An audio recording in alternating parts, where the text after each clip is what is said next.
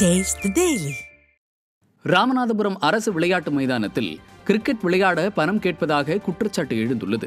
ஆட்சியர் அலுவலக வளாகத்தில் உள்ள சீதக்காதி சேதுபதி விளையாட்டு மைதானத்தில் கடந்த 25 ஆண்டுகளுக்கும் மேலாக கிரிக்கெட் வீரர்கள் பயிற்சி பெற்று வருகின்றனர்.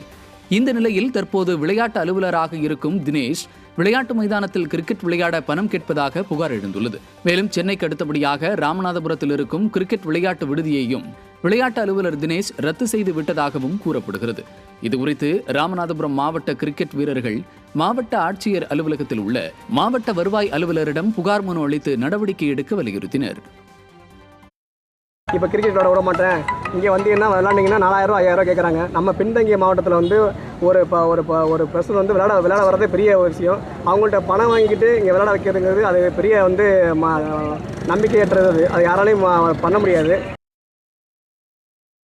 தூத்துக்குடியில் கொட்டும் மழையிலும் திமுக அரசை கண்டித்து ஆர்ப்பாட்டத்தில் ஈடுபட்ட 2500க்கும் மேற்பட்ட அதிமுகவினரை கைது செய்து திமுக அரசு அராஜகத்தில் ஈடுபட்டுள்ளது.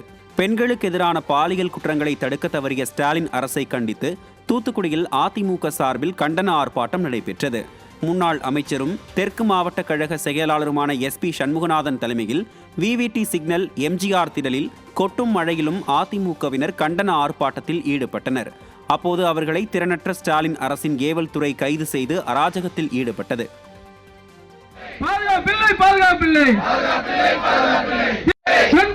பெற்றவர்களுக்கு நிம்மதி இல்லை, நிம்மதி இல்லை, நிம்மதி இல்லை, நிம்மதி இல்லை. பெண் பிள்ளைகளை பெற்றவர்களுக்கு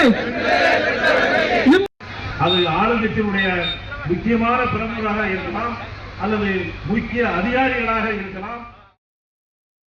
திண்டுக்கல் மாவட்டம் சிறுமலையில் ஏர்கன் துப்பாக்கியால் சிறுவனை சுட்ட விவகாரத்தில் இதுவரை எந்தவித விசாரணையும் மேற்கொள்ளப்படவில்லை என குற்றச்சாட்டு எழுந்துள்ளது. சிறுமலையில் கடந்த சனிக்கிழமை மாலை 3 மணியளவில் ஏர்கன் துப்பாக்கியால் சுட்டதில் 17 வயது சிறுவன் சிவசக்தியின் நெஞ்சில் காயம் ஏற்பட்டு தனியார் மருத்துவமனையில் சிகிச்சை அளிக்கப்பட்டு வருகிறது. இந்த சம்பவம் நடைபெற்று 3 நாட்கள் ஆகியும் திண்டுக்கல் தாலுகா காவல்துறையினர் எவ்வித விசாரணையும் மேற்கொள்ளவில்லை என குற்றச்சாட்டு எழுந்துள்ளது.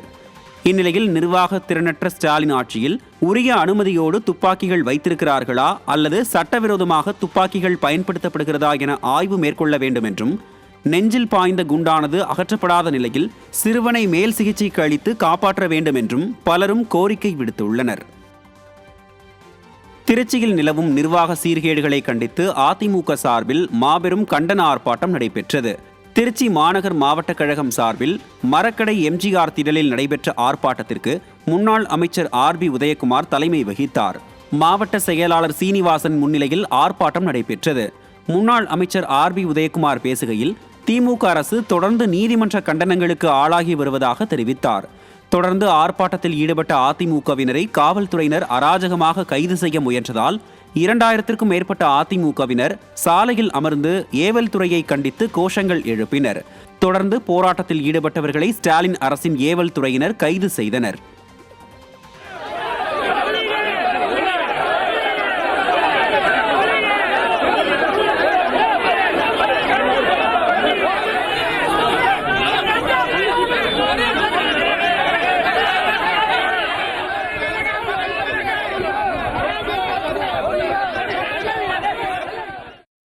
திருவாரூர் மாவட்டம் மன்னார்குடி மன்னை ராஜகோபால சுவாமி அரசினர் கலைக்கல்லூரி மாணவ மாணவிகள் அண்ணா பல்கலைக்கழக மாணவி பாலியல் வன்கொடுமையை கண்டித்து வகுப்பு புறக்கணிப்பு போராட்டத்தில் ஈடுபட்டனர். சென்னை அண்ணா பல்கலைக்கழகத்தில் கல்லூரி மாணவி பாலியல் வன்கொடுமைக்கு ஆளானதை தொடர்ந்து பெண்களுக்கு உரிய பாதுகாப்பில்லாத நிலையை கண்டித்து தமிழ்நாட்டில் பல இடங்களில் பல்வேறு கட்ட போராட்டங்கள் நடைபெற்று வருகிறது. இதன் ஒரு பகுதியாக மன்னார்குடி மன்னை ராஜகோபால சுவாமி அரசினர் கலைக்கல்லூரி மாணவ மாணவியர்கள் 1000க்கும் மேற்பட்டோர் வகுப்புகளை புறக்கணித்து கண்டன முழக்கங்களை எழுப்பி ஆர்ப்பாட்டத்தில் ஈடுபட்டனர்.